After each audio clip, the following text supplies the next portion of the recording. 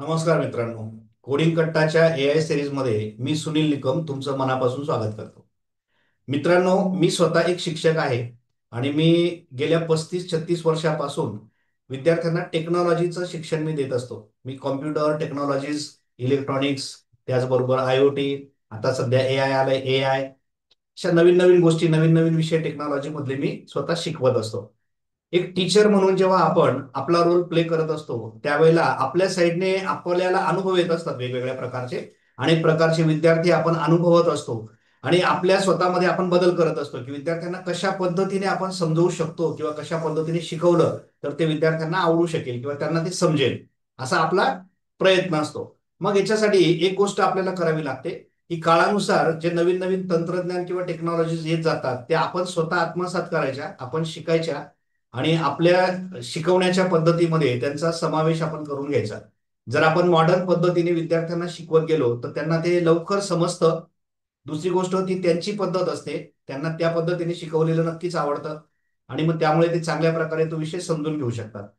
आता पूर्वी आपण जेव्हा विद्यार्थी होतो, म्हणजे आता खूप वर्षापूर्वीची गोष्ट असेल ही, 30-35-40 वर्षापूर्वी जेव्हा आपण विद्यार्थी होतो त्यावेळेला शाळेतले शिक्षक, त्यांचा एक दबदबा असायचा, त्यांना आपण घाबरायचो.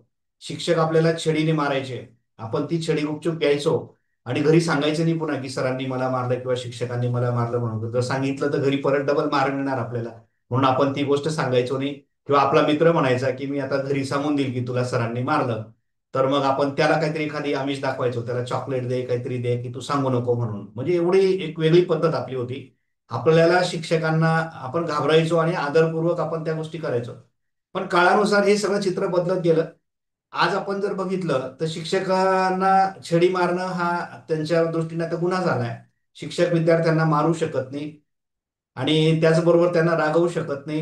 पॅरेंटची सायकोलॉजी देखील बदलली. पॅरेंटला देखील वाटतं की माझ्या मुलाला किंवा माझ्या मुलीला शिक्षकाने रागवू नये, मारू नये, त्यांना प्रेमाने शिकवावं. आणि मग सगळे कायदे देखील बदलावे लागलेत. मग शिक्षण क्षेत्रातले अनेक कायदे नवीन नवीन तयार होत गेले. त्यानुसार शिक्षण पद्धती बदलत गेली. असो, आपल्याला तो विषय नाहीये. आपल्याला as a teacher, as a शिक्षक, आपल्याला नवीन तंत्रज्ञान कसं वापरता येईल आपल्या रोजच्या शिक्षणामध्ये, हा विषय आपला आजचा आहे. तर आज मी तुम्हाला एआयच्या मदतीने चॅट जीपीटी आणि अजून काही टूल्स वापरून आपण विद्यार्थ्यांना एखादा अवघड विषय, टेक्नॉलॉजीशी रिलेटेड एखादा विषय कशा पद्धतीने शिकवू शकतो जेणेकरून तो त्यांना आवडेल आणि आपल्यालाही तो शिकवताना वेगवेगळ्या पद्धती वापरायचा आनंद मिळेल. त्यानिमित्ताने मी आजची एक यूज केस या ठिकाणी घेतो आहे की एआय हा आपल्याला शिक्षकासाठी, आपला टीचिंग रोल प्ले करण्यासाठी कसा उपयुक्त ठरू शकतो आणि कशा पद्धतीने तो वापरता येऊ शकतो. प्रॅक्टिकली आपण हे सगळं आजच्या सेशनमध्ये बघणार आहोत. तुम्ही जर शिक्षक असाल तर आजची व्हिडिओ ही नक्कीच तुमच्यासाठी उपयुक्त असेल. तुम्ही शिक्षक होणार असाल भविष्यात, काही नवीन तरुण मंडळी असेल आणि ज्यांना उद्या शिक्षक व्हायचंय त्यांच्यासाठी देखील आजची व्हिडिओ उपयुक्त असेल.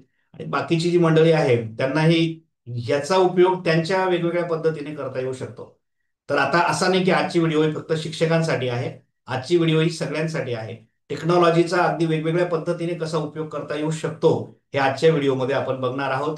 चला आता आपण प्रॅक्टिकली जाऊयात. मी आता एक विषय निवडतो टेक्नॉलॉजीशी रिलेटेड आणि चॅट जीपीटीच्या मदतीने त्या विषयाचं मी संपूर्ण डिटेल त्याच्याकडून घेतो आणि मग तो विषय कसा शिकवता येईल आपल्याला विद्यार्थ्यांना, कशा पद्धतीने तो डिलिव्हर करता येईल, हे आपण आजच्या सेशनमध्ये बघणार आहोत. विषय कुठलाही असू द्या, ही पद्धत जी मी आता शिकवतोय ही पद्धत तुम्ही कुठल्याही विषयासाठी अप्लाय करू शकतात.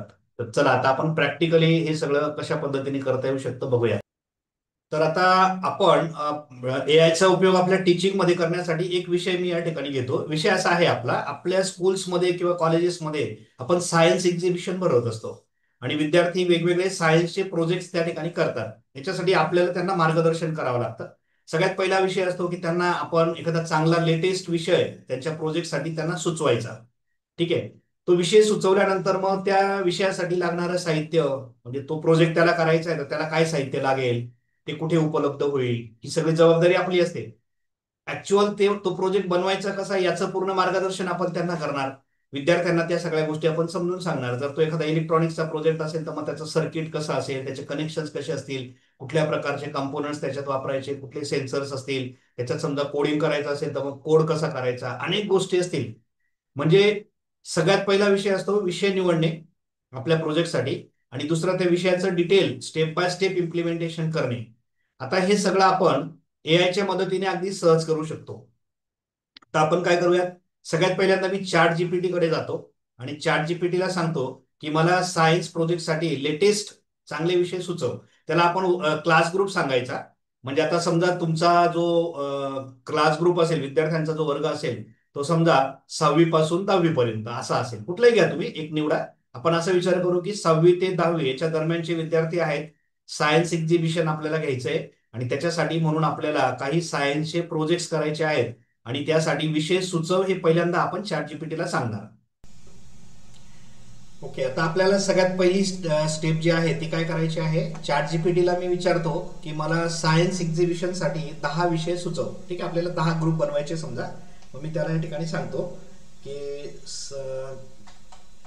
Give me list of 10 science projects for science exhibition in school.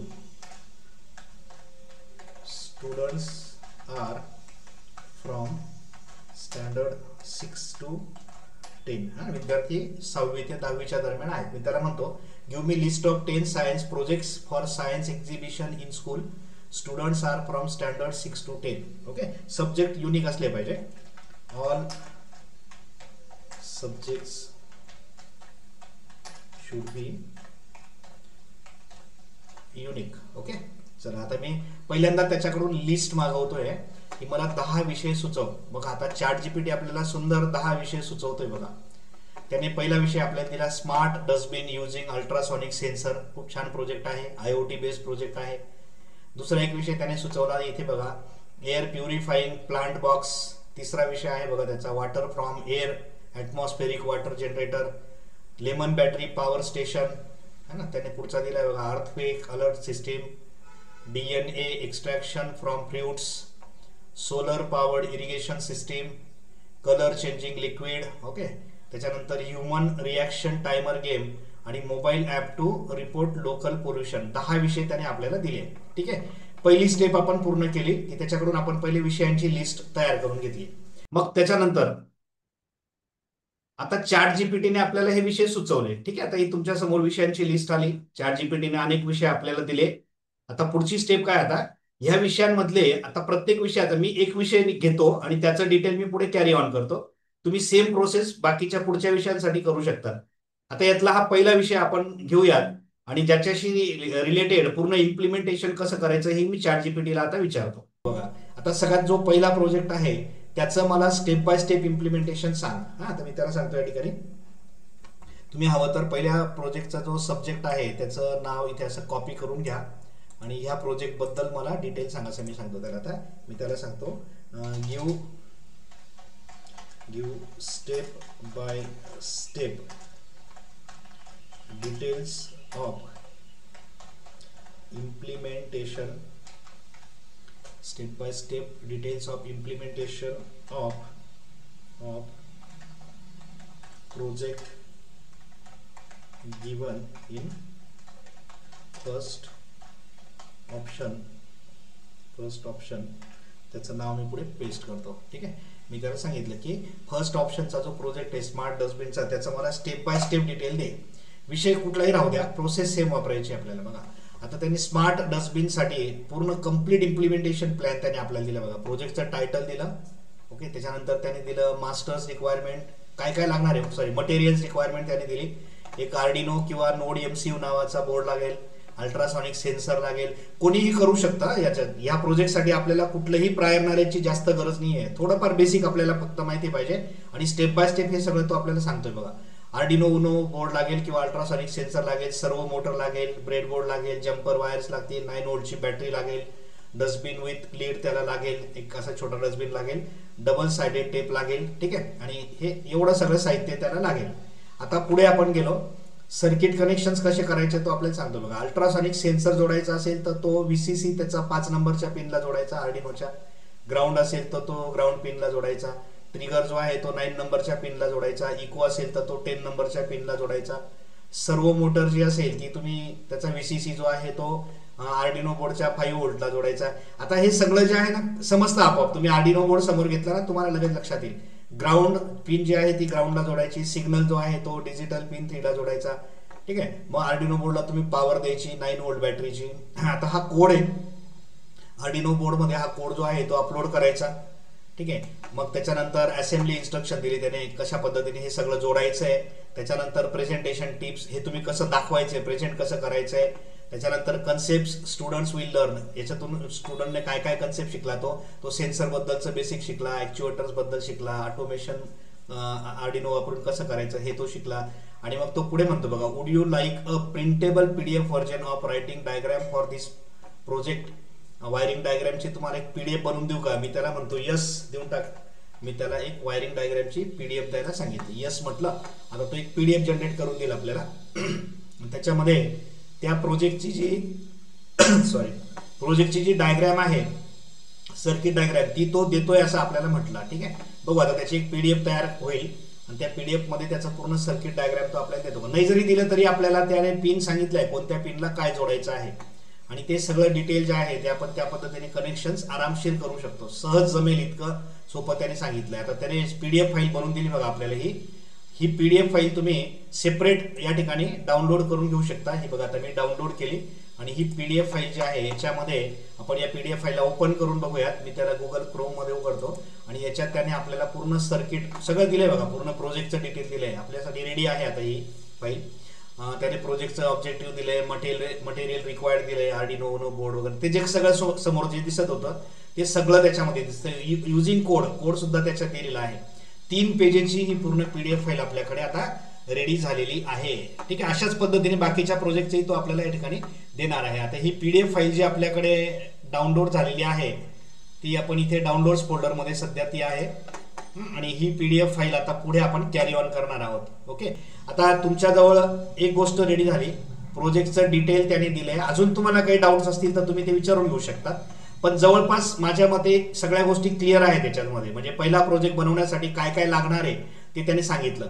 आता एक गोष्ट मी त्याच्याकडून पुन्हा क्लिअर करून घेतो की याचं एस्टिमेट, हा जो प्रोजेक्ट आहे याला खर्च किती येईल.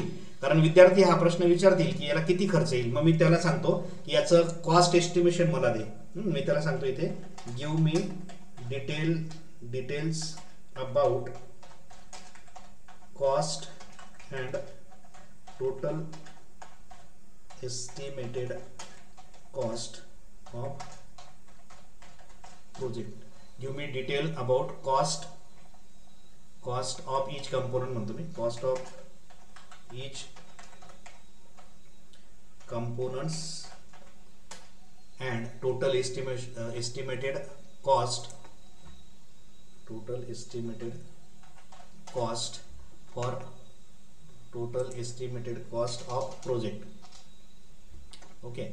चला बघू आता तो कॉस्टिंग कशा पद्धतीने देतो बघा. मार्केटमध्ये जसे रेट असतील आता तसं डिटेल तो आपल्याला देतो बघा. त्याने इथे आता कंप्लीट कॉस्ट आपल्याला दिली बघा.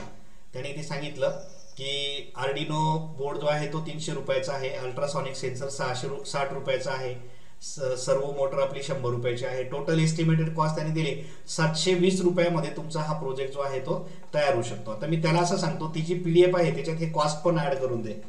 Add this estimation of cost in PDF file which is previously generated. ठीक आहे. मी त्याला सांगितलं की ही कॉस्ट एस्टिमेशन जे आहे ते आधीच्या PDF फाईल मध्ये ऍड करून दे.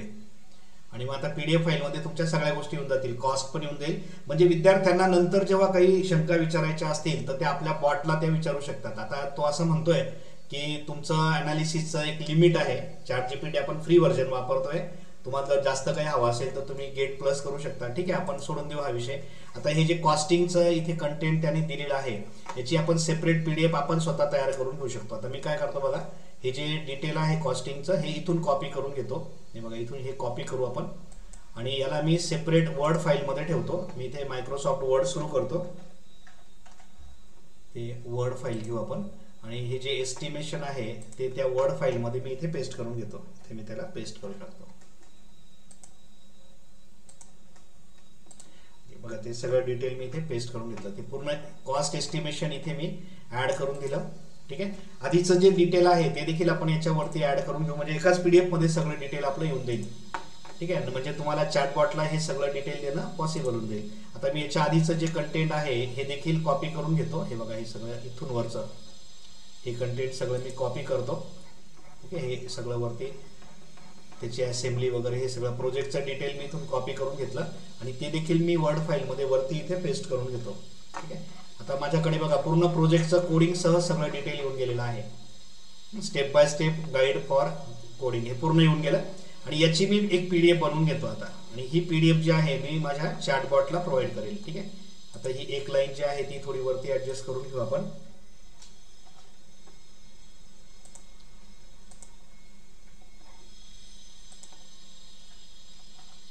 ओके, आता नंबर ऑफ पेजेस थोडी कमी झाले तर मी याला सेव्ह करतो. सेव्ह ॲज पीडीएफ करू याला आपण. सेव्ह ॲज, इथे तुम्हाला त्याची एक पीडीएफ फाईल तयार करायची. इथे या ठिकाणी पीडीएफ ऑप्शन असतो आणि तुम्ही याला डस्टबिन प्रोजेक्ट असं नाव देऊ शकतो. Dustbin project. ओके, हा डस्टबिन प्रोजेक्ट म्हणून मी याला सेव्ह करतो. कुठे? डाउनलोड्स फोल्डरमध्ये मी त्याला सेव्ह करून घेतो. जे डाउनलोड्स फोल्डर आहे, ओके, इथे मी त्याला सेव्ह करून घेतो. ठीक आहे. ओके, आता ही आपली पीडीएफ या ठिकाणी तयार आहे बघा, पूर्ण विथ कॉस्ट एस्टिमेशन त्याच्यात पूर्ण सगळं रेडी आहे. आणि ही पीडीएफ फाईल जी आहे ही आपण पुढे आता यूज करणार आहोत. ओके सर, आता आपली एक स्टेप पूर्ण झाली की आपला प्रोजेक्टचा सब्जेक्ट जो होता आपला तो आपण घेतला डिटेलमध्ये आणि त्याचं स्टेप बाय स्टेप इम्प्लिमेंटेशन आपण ChatGPT कडून घेऊन घेतलं. आता पुढची स्टेप आपल्याला करायची. मग आपण काय करूयात आता आपण बनवूया एक चॅटबॉट. आता हा चॅटबॉट बनवण्यासाठी आपण 11 लॅब नावाचं जे आपलं टूल आहे ते आपण यूज करणार आहोत. 11 लॅब मध्ये तुम्हाला व्हॉइस बॉट तयार करता येतो, व्हॉइस असिस्टंट बनवता येतो. आता मी तुम्हाला ही जी पीडीएफ आपण तयार केली या पीडीएफचा उपयोग करून आपण व्हॉइस चॅट किंवा व्हॉइस असिस्टंट तयार करू. त्याला ही पीडीएफ आपण देऊन टाकू. 11 लॅब सुरू करतो. हे बघा, 11 लॅब्स नावाचं जे सॉफ्टवेअर आहे इथे तुम्हाला व्हॉइस असिस्टंट तयार करता येतो. 11 लॅब्स मध्ये मी जातो आणि 11 लॅब्स मध्ये आल्यानंतर इथे तुम्ही साइन अप करा, म्हणजे लॉग इन करून घ्या तुमच्या अकाउंटला. आणि इथे देखील फ्री आहे, हे आपल्याला फ्री ऑफ कॉस्ट हे करता येतं. बघा तुम्हाला इथे खाली क्रेडिट्स दिसतात बघा आपले. तुम्हाला दर महिन्याला 10,000 क्रेडिट मिळत जातात.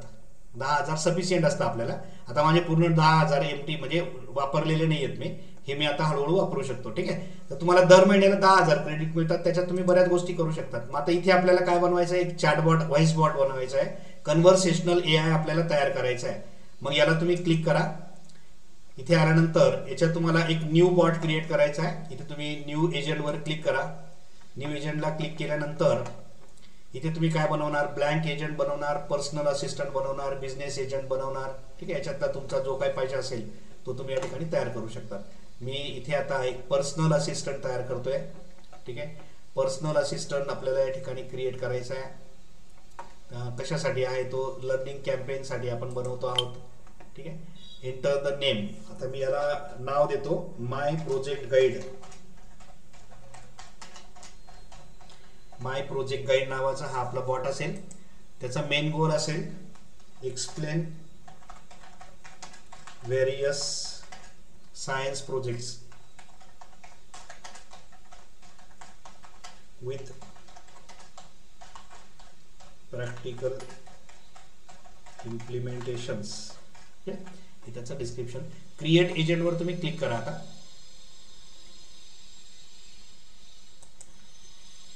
इथे क्लिक केल्यानंतर आता तो पुढच्या स्टेपला येईल. ओके, इथे आलो आपण. आता आपला एजंट कोणत्या लँग्वेज मध्ये बोलणार इथे तुम्ही त्याची एक लँग्वेज द्या. आता डिफॉल्ट लँग्वेज त्याची आपण इंग्लिश तशीच राहू देऊ आणि त्याची ॲडिशनल लँग्वेज जी आहे या ठिकाणी ती तुम्ही मराठी सेट करू शकता. या ठिकाणी ॲडिशनल लँग्वेज जी आहे ती आपण मराठी नाही आहे ऑप्शन, हिंदी आहे तिथे. पुन्हा मी चेक करतो एक मिनिट, मराठी आहे का याच्यामध्ये? मराठी नाही आहे, हिंदी दिसतोय आपल्याला. ठीक आहे, मग मी इथे ॲडिशनल लँग्वेज त्याची हिंदी घेतो. हिंदी देखील आपल्याला चांगली बोलता येईल, काही प्रॉब्लेम नाही. ठीक आहे, मग इथे आपण लँग्वेज सेट केली. We recommend enabling language detection optimal conversation. त्याने आपोआप डिटेक्ट करून घ्यायला पाहिजे. फर्स्ट मेसेज तुम्हाला या ठिकाणी त्याने काय द्यायला पाहिजे तो तुम्ही इथे लिहू शकता. फर्स्ट मेसेज त्याने द्यायला पाहिजे हिंदीमध्ये. इथे हिंदीमध्ये मेसेज काय देईल तो? नमस्कार, नमस्कार, मैं आपका प्रोजेक्ट गाइड हूँ, आपकी क्या मदत कर सकता हूँ. ठीक आहे. तो आपल्याला असं म्हणेल, नमस्कार मैं आपका प्रोजेक्ट गाइड हूँ, आपकी क्या मदत कर सकता हूँ. ठीक आहे. हा त्याचा मेसेज, सुरुवातीचा मेसेज असेल त्याचा हिंदीमध्ये. त्याच्यानंतर आता सिस्टीम प्रॉम्प्टची गरज नाही आहे, थोडं पुढे जायचं, हे पण सेम राहील. आता त्याला काही नॉलेज बेस आपल्याला प्रोव्हाइड करायचं आहे या ठिकाणी. ठीक आहे. LLM आपण हा जेमिनी फ्लॅश फ्रीवाला जो आहे तो यूज करतोय. टेम्परेचर सेम राहील, लिमिट टोकन त्याचं हे -1 तसंच राहू द्यायचं आहे. आता एजंट नॉलेज बेसमध्ये इथे तुम्हाला ती जी PDF आपण जनरेट केली आहे ती त्याला प्रोव्हाइड करायची. इथे मी आता त्याची जी PDF फाईल आहे ती इथे अपलोड करतो. ओके, या ठिकाणी ॲड फाईल्समध्ये जाऊ आपण आणि आपली जी PDF फाईल आहे आता ती मी इथे अपलोड करतो. ॲड फाईलला क्लिक करा, सॉरी इथे क्लिक करा आणि आपली डाउनलोड्स फोल्डरमध्ये आपण तयार केलेली डस्टबिन प्रोजेक्ट नावाची PDF फाईल आहे ती मी इथे अपलोड करतो. ही फाईल आहे बघा आणि ही ॲड फाईल करायची. ही फाईल सिलेक्ट करून तुम्ही त्याला ॲड करून द्या.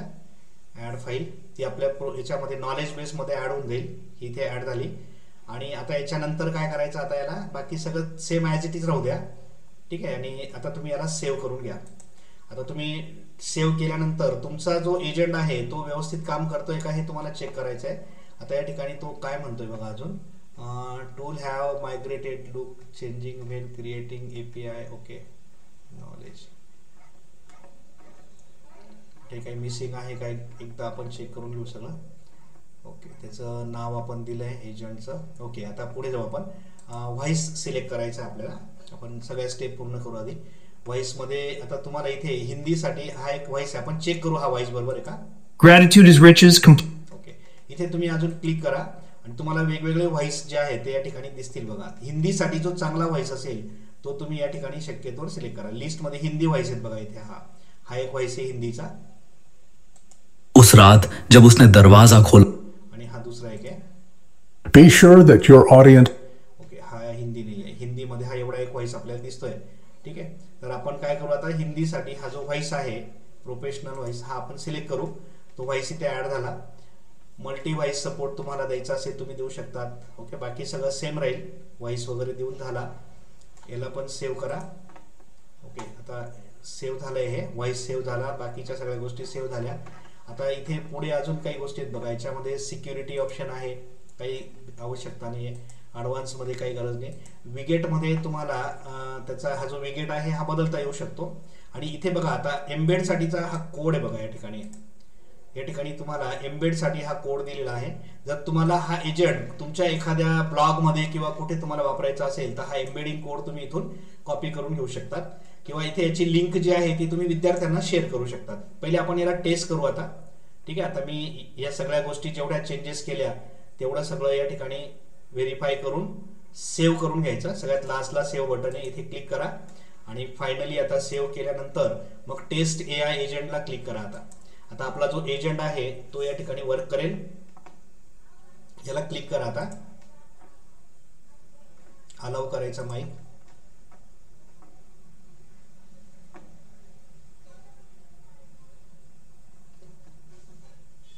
Hello. Hi there, I'm Curie, your friendly learning companion. I'm excited to explore the world of science with you. To get started, what kind of science projects are you interested in? Are you curious about biology, chemistry, physics, or something else entirely? Also, what's your level of experience with science projects?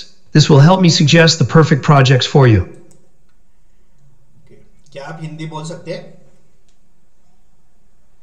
I can understand some Hindi, but I'm much better at explaining things in English. Would you prefer that I try to explain the science project? Okay, बघा आता इथे आपण जेव्हा language वगैरे set केल्या त्याच्या या ठिकाणी तर ॲडिशनल लँग्वेज जी आहे या ठिकाणी ती सेव्ह नव्हती झाली. ती ॲडिशनल लँग्वेज या ठिकाणी आपल्याला हिंदी घ्यायची आहे. हे बघा इथे हिंदी लँग्वेज आपण इथे ॲडिशनल लँग्वेजमध्ये टाकली. डिफॉल्ट लँग्वेज त्याची इंग्लिश असेल, ॲडिशनल लँग्वेज त्याची हिंदी असेल. ओके, बाकीचा आता फर्स्ट मेसेज इथे आपण त्याला देऊ शकतो. हे सेव्ह नव्हतं झालं त्यावेळेला, त्यामुळे हे मला परत द्यावं लागतंय. इथे आपण त्याचा डिफॉल्ट मेसेज देऊ.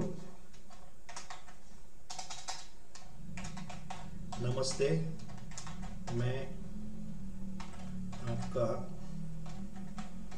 प्रोजेक्ट गाइड गाइड हूँ, आपकी क्या मदद कर सकता हूँ. ठीक आहे. हा त्याचा डिफॉल्ट मेसेज ठेवू आपण, बाकीचं सगळं सेम राहील.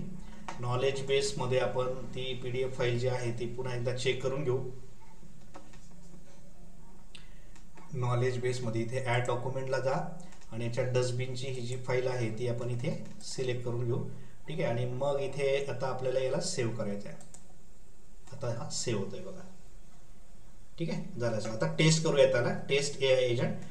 तुम्हाला व्हॉइस जो आहे तो हिंदी हवा आहे. या ठिकाणी आपण परत थोडासा व्हॉइसवर जाऊन चेंज करू. इथे व्हॉइसमध्ये जा आणि त्याचा इथे जो व्हॉइस आहे हा हिंदी पर्सनचा व्हॉइस आपल्याला पाहिजे इथे. ठीक आहे. आपण तो घेतला हिंदी आणि परत एकदा याला सेव्ह करून घेऊ. चेंजेस केले की सेव्ह करायचे आणि सक्सेसफुली सेव्ह झाला की मग आता एजंट आपला टेस्ट करूयात आपण. आता मी एजंटला टेस्ट करतो बघा. आता इथे क्लिक करायचा. आता त्याची भाषा डिफॉल्ट हिंदी ठेवू आपण इथे. ठीक आहे. आणि मग त्याला टेस्ट करूया. नमस्ते मैं.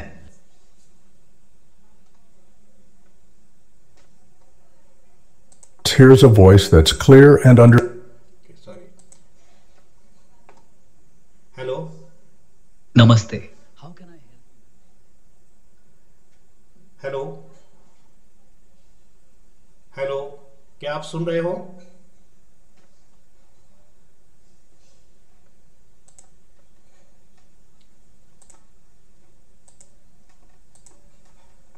हाँ, मैं सुन रहा हूं. ओके. मी त्याला नवीन टेस्ट करतो. इंटरनेट कनेक्टिव्हिटीमुळे तो पार्ट त्या ठिकाणी प्रॉब्लेम होता. ठीक आहे. आपण परत टेस्ट करूया त्याला. हिंदी विषय आपण घेऊ. नमस्ते मैं. ओके. आप मुझे सुन रहे हो? हाँ, मैं आपको सुन रहा हूं. मैं आपकी कैसे मदद कर सकता हूं? क्या आप किसी विज्ञान परियोजना के बारे में जानना चाहेंगे? जी, मैं डस्टबिन का प्रोजेक्ट करने वाला हूँ, तो उसको कौन से कंपोनेंट्स लगने वाले हैं मुझे बताएंगे आप? जरूर, मैं आपको बता सकता हूं कि स्मार्ट डस्टबिन बनाने के लिए कौन कौन से कंपोनेंट की जरूरत होगी.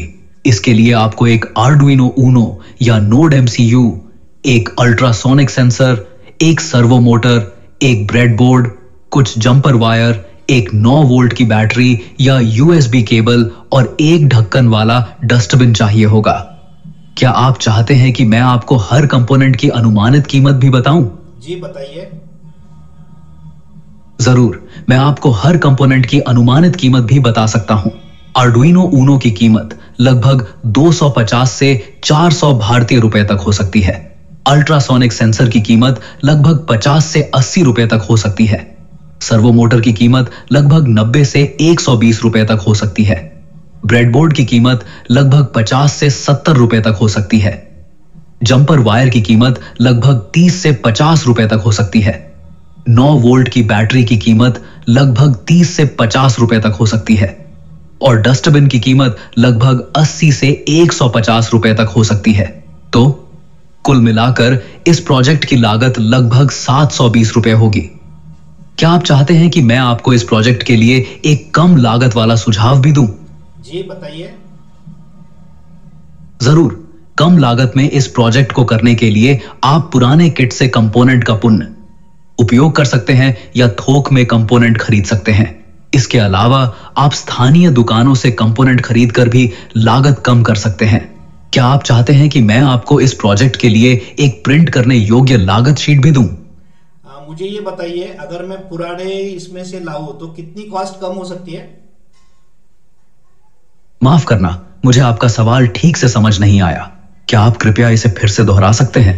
क्या आप पूछ रहे हैं कि अगर आप स्कूल में इस प्रोजेक्ट को करते हैं तो लागत कितनी कम हो सकती है? जी जी वही बताइए. स्कूल में इस प्रोजेक्ट को करने पर लागत कम करने के कई तरीके हैं. आप स्कूल के संसाधनों का उपयोग कर सकते हैं, जैसे कि आर्डुइनो बोर्ड, सेंसर और अन्य कंपोनेंट. आप अपने दोस्तों और सहपाठियों के साथ मिलकर कंपोनेंट खरीद सकते हैं, जिससे आपको थोक में खरीदने पर छूट मिल सकती है.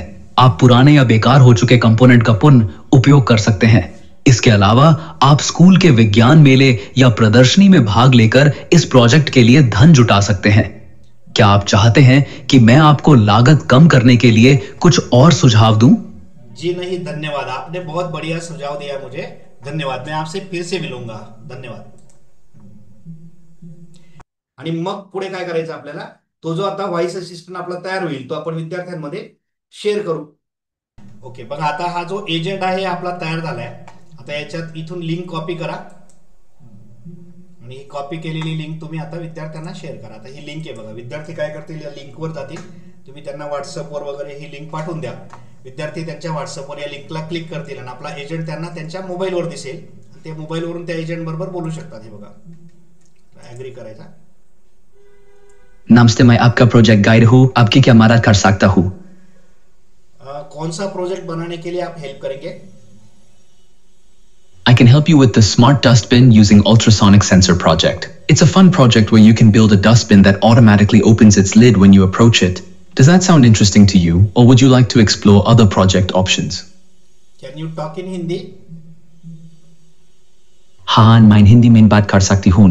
तो क्या आप स्मार्ट डस्टबिन प्रोजेक्ट के बारे में हिंदी में जानना चाहेंगे? जी ठीक आहे, बढिया. बघा आता ही जी लिंक आहे ती आपण विद्यार्थ्यांना दिली की विद्यार्थी त्या लिंकला जाऊन मग आपल्या म्हणजे त्यांच्या प्रोजेक्ट बद्दलच्या काही शंका आहेत ते त्या चॅटबॉटला विचारतील. बघा तुमचा खूप सारा लोड जो आहे टीचरचा तो या ठिकाणी आपोआप कमी होताना आपल्याला दिसतोय. आता हा व्हॉइस असिस्टंट तुम्ही बघितला, हा आपल्या पीडीएफ पासून तयार केलेला व्हॉइस असिस्टंट आहे. आता हा व्हॉइस असिस्टंट जो आहे हा आपण विद्यार्थ्यांना शेअर करू. त्याची जी लिंक आहे आता ती विद्यार्थ्यांना आपण देऊ आणि विद्यार्थी त्या व्हॉइस असिस्टंटला वेगवेगळ्या प्रकारचे प्रश्न विचारतील. म्हणजे त्यांना आता प्रोजेक्ट करताना अनेक अडचणी येतील. ते प्रत्येक वेळेला आपल्याला विचारत बसण्यापेक्षा ते व्हॉइस असिस्टंटची मदत घेतील. आता व्हॉइस असिस्टंट त्यांना प्रत्येक स्टेपला मदत करेल आणि विद्यार्थी जे आहेत ते त्यांचा प्रोजेक्ट जे आहे ते इंडिपेंडेंटली करतील. आता तुमच्याकडे अनेक विद्यार्थी आहेत. आपण हे जे आता एका प्रोजेक्टसाठी केलं, असं तुम्ही 50 प्रोजेक्टसाठी अशा पद्धतीने जर सगळं बनवून ठेवलं तर 50 विद्यार्थ्यांची ग्रुप तुम्ही एकटे शिक्षक हाताळू शकतात. तुमची क्रिएटिव्हिटी बघा केवढी इम्प्रूव्ह होणार आहे. 50 वेगवेगळ्या ग्रुप्सला तुम्ही मदत करू शकतात. म्हणजे तुम्हाला मदत करायची गरज नाही. तुम्ही एकदा सगळी सिस्टीम तयार करून दिली की विद्यार्थी आता या चॅटबॉट कडून सगळ्या गोष्टी शिकतील आणि त्यांचा प्रोजेक्ट सक्सेसफुली करतील. चॅटबॉटला ज्या गोष्टी जमणार नाहीत त्या तुम्ही करणार. ठीक आहे, तुमचा रोल स्पेशल राहील. प्रोजेक्ट करताना त्यांना अशी काही अडचण आली की ती चॅटबॉट थ्रू त्यांचा प्रॉब्लेम सॉल्व्ह होत नाहीये, मग ते मात्र तुम्ही त्याला सॉल्व्ह करणार. तर अशा पद्धतीने आजचा हा पूर्ण विषय जो आपण बघितला, शिक्षकाला कशा पद्धतीने एआय ची मदत होऊ शकते. तुम्हाला व्हिडिओ नक्कीच आवडलेली असेल आणि जर खरंच तुम्हाला ही व्हिडिओ आवडली असेल तर तुम्ही चॅनलला हाईप करा, लाईक करा आणि ही व्हिडिओ जी आहे ही तुमच्या अजून तुमचे सहकारी मित्र असतील, जे शिक्षक असतील त्यांना शेअर करा आणि चॅनलला तुम्ही नवीन असाल तर सबस्क्राईब करून घ्या. इथून पुढे अशाच प्रकारच्या व्हिडिओज आपल्या चॅनलवर तुम्हाला मिळत राहतील आणि आपण पुन्हा भेटू आपल्या पुढच्या एका इंटरेस्टिंग व्हिडिओमध्ये.